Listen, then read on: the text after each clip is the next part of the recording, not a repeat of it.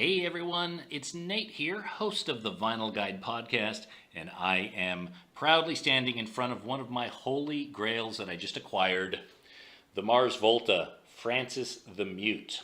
Now, this record came out in 2005. It's a 3-record set. It's a fantastic album, and it's on the must-get list of many collectors out there. And as I said, it was made in 2005 at a time when not as many people were buying vinyl before it came back roaring into fashion. So there's not a whole lot of copies that were produced of this. And the reason that I'm sharing this with you today is because there are some common counterfeits out there. I almost fell for one about 2 years ago at a record shop in LA. They had the record on the wall. It looked like a legit copy. It wasn't until I started digging and getting kind of into the nerddom of the matrix numbers and stuff like that, that the people behind the counter finally admitted it was indeed a bootleg. They'd known it all along. They were trying to pass it off as a legit one, and it was a great bootleg. It was a dodgy thing the record store was doing, but it wasn't an easy bootleg to be able to spot. So the reason I'm here today is I want to show you a few common things to look for if you're in the market for a copy of the Mars Volta Francis the Mute. Now, one of the first things you want to look for is the sharpness of the quality of the pictures. The Mars Volta took a lot of care in making sure this is a beautiful package along with beautiful photography.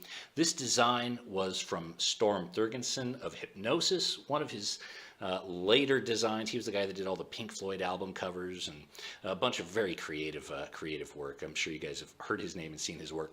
He helped design this package, and it really is quite beautiful. The photography is gorgeous. Take a look at the text and make sure there's no anti-aliasing around, especially when you see like dots above the I. Make sure the lettering is nice and sharp. That will ensure, or that will be a good sign if the text is sharp, that it could be a legit version. Not always the final say-so of the determinant of if it's legit or not, but if it's anti-alias, if the pictures don't look crisp and clear, that's pretty much the sign of a bootleg. One thing that I also noticed, flip this over, is the UPC code here. On some of the bootlegs, it was very blurry and twisted over to the side, twisted over the edge. That was one of the first signs that I may have had a bootleg, and which made me look a little bit deeper. So that is how you could tell on the outside of the package. However, there's a real difference once you open the records up.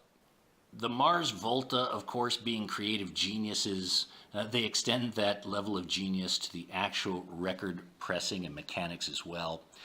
These records all have run-out grooves. Now you can see inside, this is side 1 of record 1, that is a run-out groove that has a bit of a loop.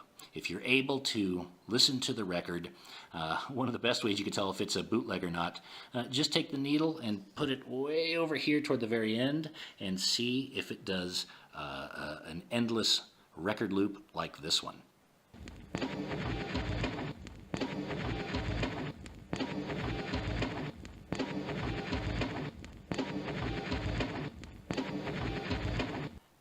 And what else is really interesting is when you get to side 2 starts off with that exact same loop.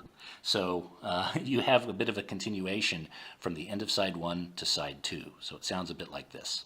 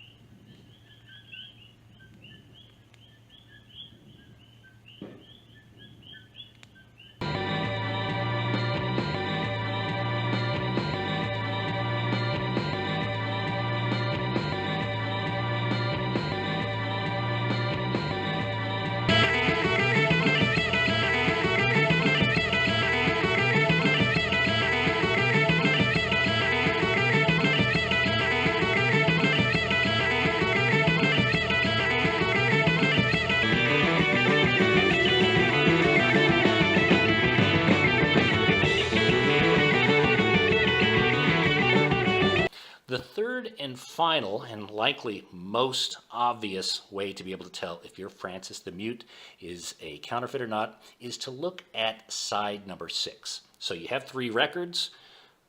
There's record 1 has side 1 and 2, record 2 has side 3 and 4, and record 3 has side 5 and 6. Now, there are only 5 sides of music here. Side number 6 is actually a gorgeous etching. Now take a look at that. Obviously, you do not want to play that. You don't want to put your needle anywhere near that, but you know, that is an absolute determinant of whether it's legit or not. The bootleggers haven't gone through this level of detail. They've tried to copy the label, which is understandable, but they've just left side 6 totally blank. It's like a mirror image. So really, if you want to just cut to the chase, open up to record number 3, flip it over. If you see this etching, it is legit. All right.